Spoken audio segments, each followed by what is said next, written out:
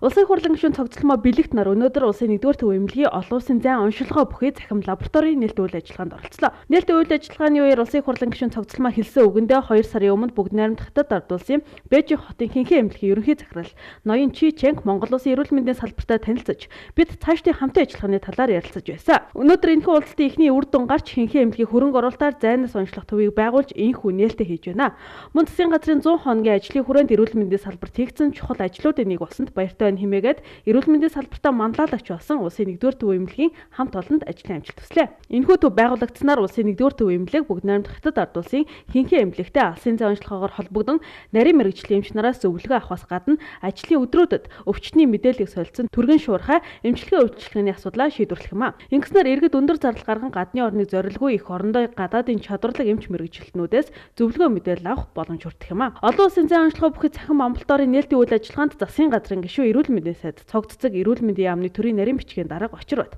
Улсын 1-р төв эмнэлгийн ерөнхий захирал анагаах ухааны доктор профессор Бямпторч бүгд найрамд хятад ард улсын Бээжин хотын хинхэн эмнэлгийн төлөөлөл удирдах зөвлөлийн дарга Ноён Ли Жан бүгд найрамд хятад ард улсын элчин сайдын яамны зөвлөх Ян Чиндун улсын 1-р төв эмнэлгийн ерөнхий захирал анагаах ухааны доктор профессор Бямпторч бүгд найрамд хятад ард улсын Бээжин хотын хинхэн эмнэлгийн төлөөлөл удирдах зөвлөлийн дарга Ноён Ли Жан бүгд найрамд хятад ард улсын элчин сайдын яамны зөвлөх Ноён Ян Чиндун улсын 1-р төв эмнэлгийн тасаг нийтийн дарга эрхлэгч нар болон албаны бусад хүмүүс байлцлаа.